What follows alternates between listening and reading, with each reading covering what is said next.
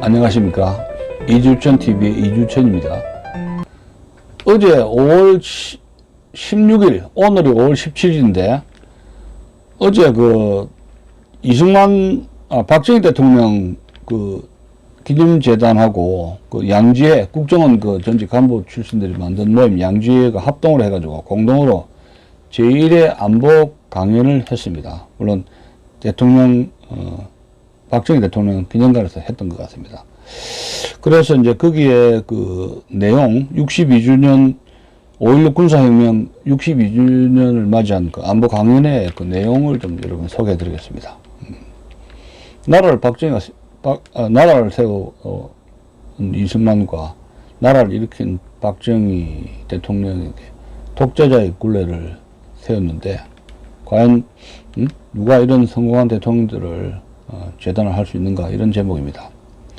자, 대한민국과 미국은 공통점이 있습니다. 영국과 같이 자연스러운 변화와 개혁을 거쳐 만들어진 나라가 아니라 외부 세력과 투쟁, 즉 건국혁명을 통해서 만든 나라라는 것입니다. 이것이 바로 이지수 교수, 명지대학의 정치외교학과 교수가 발언한 일성입니다. 이지수 교수는 아버님이 이명명 성균관대학의 이명명 정외과 교수의 아들입니다. 모스크바 국립대학입니까? 소련을 유학을 했죠. 근데 아버님이 이영명 교수라고 유명한 우리나라의 김일성 전문가, 김일성 연구의 제1인자 이영명 교수의 아드님이십니다. 아드님이신 이지수 교수의 일성이죠. 대한민국과 미국은 공통점이 있는데, 그것은 영국과 달리 외부 세력과 투쟁, 건국혁명을 통해서 힘들게 만들어진 나라라는 겁니다. 이지수 명지대 정외과 교수는 16일 5.16 군사혁명 62주년을 맞아 열린 대한민국의 성공과 대통령의 역할이라는 제목의 강연에서 이같이 평가를 했습니다. 이지수 교수는 미국이 대영국 독립전쟁과 건국 초기 스페인, 멕시코와의 전쟁 등을 거쳐 나라가 건설되기 시작한 것처럼 대한민국이 6.25 전쟁과 이를 극복하는 과정에서 나라가 세워진 것이 두 나라의 공통점이라고 지적을 했습니다. 하지만 그는 미국은 건국의 아버지들을 Founding Father, 건국의 Founding Father라고 기리는 데 비교해서 한국의 경우는 누가 이 나라를 만들었는가에 대한 합의조차 없는 현실을 하루빨리 개선해야 한다고 역설하고 제안을 했습니다. 그렇죠. 미국은 건국의 아버지로 조지 워싱턴 대통령, 토마스 제퍼슨 이런 인물들을 굉장히 기리는데, 기념관도 거창하게 있지 않습니까? 20만 기념관 없잖아요. 여러분 어찌 생각하세요? 김구 기념관은 있는데, 건국을 방해한 김구 기념관은 있는데 초대 건국 대통령 기념관 왜 없냔 말입니다. 이거 한심한 거 아니에요? 20만 기념관 만들어야 되겠죠. 예, 더 봅시다. 이날 서울 상암동에 위치한 박정희 대통령 기념관에서는 국가정보원 전직 모임인 사단법인 양지회와 박정희 대통령 기념재단이 공동으로 기획한 제1회 안보 강연이 열렸습니다. 강연자로 나선 이지수 교수는 미국에서 현재 통용되는 달러와 지폐에 얼굴을 새긴 인물들을 화두로 던졌습니다. 현재 대한민국 지폐엔 이승만 건국 대통령과 박정희 대통령을 비롯해 건국 이후 나라를 이끈 어떤 지도자도 지폐에 초상화를 올리지 못하고 있습니다. 반면 미국은 조지 워싱턴, 1달러짜리는 조지 워싱턴이 붙어 있고 2달러짜리는 토마스 제퍼슨, 또 5달러에는 에브람 링컨, 또 10달러짜리에는 알렉산더 해밀턴, 그 다음에 20달러짜리에는 앤드루 잭슨, 또 50달러에는 율리시스 그란트, 또 100달러짜리는 화폐에는 벤자민 프랭클린 등이 새겨져 얼굴이 새겨져 있습니다. 이것은 모두 미국의 역사를 대표하는 인물들이기 때문입니다. 근데 우리나라는 신사임당 5만원짜리입니까? 근거가 아무 관계 없는 신사임당이 5만원짜리 그 지폐 있잖아요. 기가 찹니다. 이주수 교수에 따르면 이중 미국 초대 대통령인 조지 워싱턴을 비롯해 알렉산더 해밀턴, 이 사람이 초대 재무장관이죠. 앤드류 잭슨, 이건 7대 대통령이고, 또 18대 대통령인 율리시스 그란트 등은 모두 군 사령관 출신입니다. 해밀턴은 독립전쟁 때 워싱턴의 부관을 지냈고 욕타운 전투에서도 참가했습니다.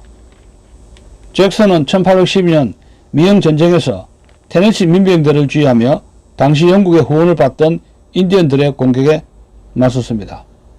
그란트는 미국 남북전쟁에서 북군 총사령관을 지냈습니다.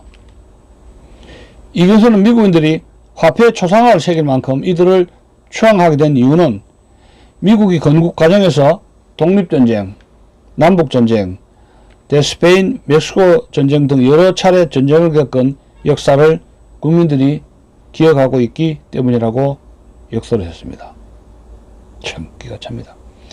이지수 교수의 표현을 빌리자면 미국인들은 그들의 조국이 자연스럽게 만들어진 나라가 아니라 누군가가 만든 나라라는 의식이 있습니다.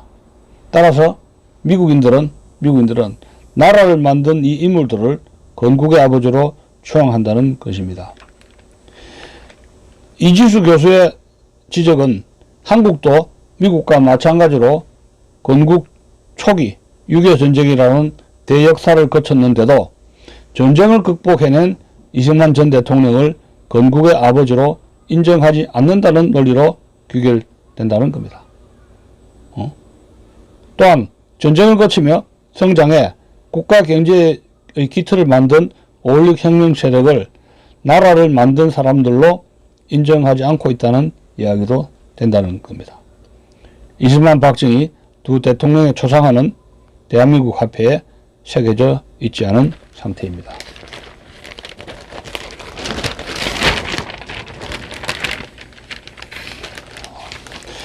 이 교수는 미국은 군사령관 출신 지도자들의 이른바 커맨더십을 군사지휘관의 리더십을 커맨더십이라고 그래요. 커맨더십을 건국의 동력으로 인정한 반면 한국은 군 출신 지도자의 리더십에 대해 독재라는 인식이 아직 만연하다고 하면서 대한민국과 미국은 영국처럼 오랜 세월을 거치며 변화와 개혁을 통해 자연스럽게 진화된 나라가 아니라는 게 공통점이다. 하지만 미국은 누가 나라를 만들었는지에 대한 하부가 있다. 그러나 한국은 그것이 없다고 개탄을 하고 말았습니다.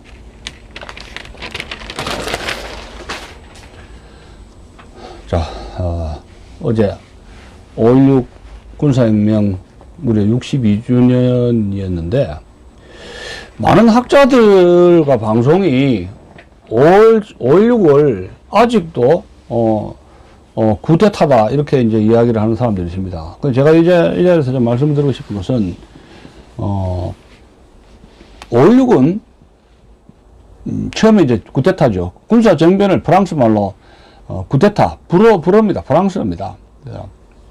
쿠데타. 군사 정변을 무장된 일개의 군인들이 기존의 합헌적인 체제를 무너뜨리면서 헌정질서를 바꾼 거를 쿠데타라 그러거든요. 무장한 군인들이 기존의 헌정질서를 무너뜨리고 새로운 정치 체제를 세우려는 어떤 정치 권력을 새로운 정치 권력으로 군인들이 권력을 장악하는 그런 것이 쿠데타입니다. 무장한 군인들의 기존의 헌정질서에 대한 그 도전으로 기존의 헌정질서가 무너지면서 군인들이 권력을 장악하는 무장정변을 쿠데타로 정의하고 있는데, 그러면 무장정변에서 이것이 쿠데타로 계속 끝나는 것이 있고요. 역사상 케이스로.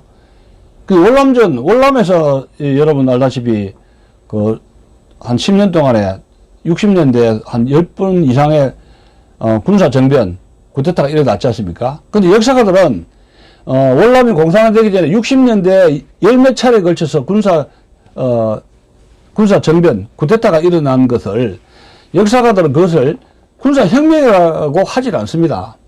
근데 5.16은 왜 군사혁명이라고 하느냐, 이런 이야기도 여러분, 일반 시민들은 궁금증을 많이 가지고 계실 겁니다. 즉, 말해서, 군사 쿠데타, 군사 정변이 군사혁명으로의 진화되는 정변이 있고, 군사혁명으로 진화가려는 걷는 케이스가 있고, 군사정변이 쿠데타가 쿠데타로 계속 거기에서, 그냥 끝나는 그런 경우가 많아요. 월남이 쿠데타로 시작해서 쿠데타로 끝났거든요.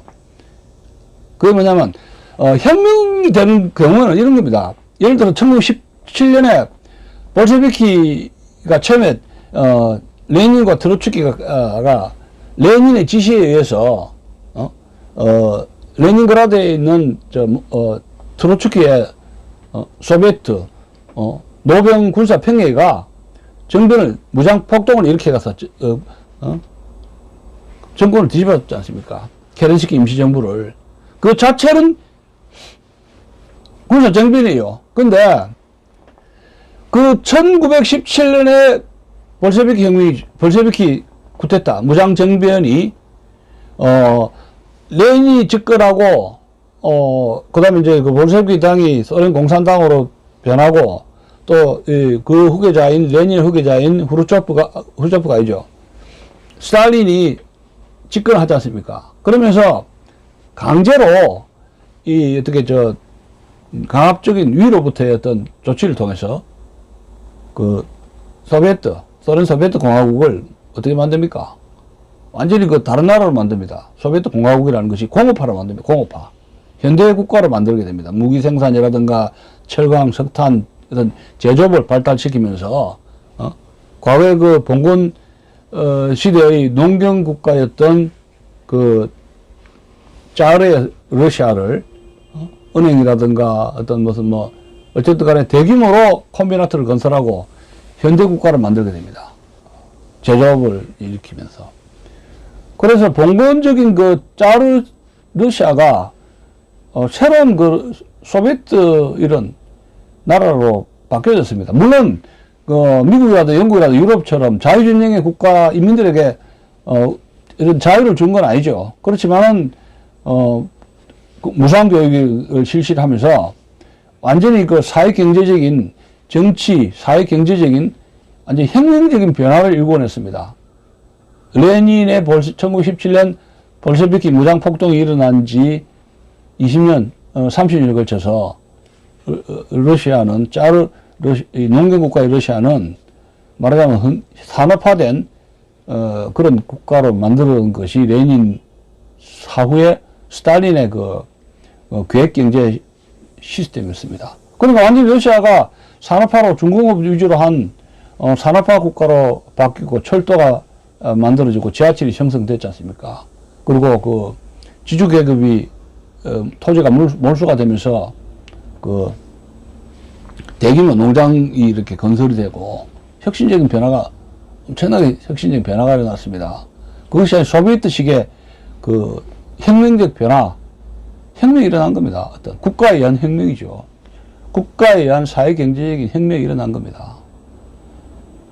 그러니까 이 쿠데타가 혁명으로 변화되는 과정은 사회경제적인 아주 변화를 일으켰으면 쿠데타가 혁명으로 역사가들이 평가를 하는 겁니다.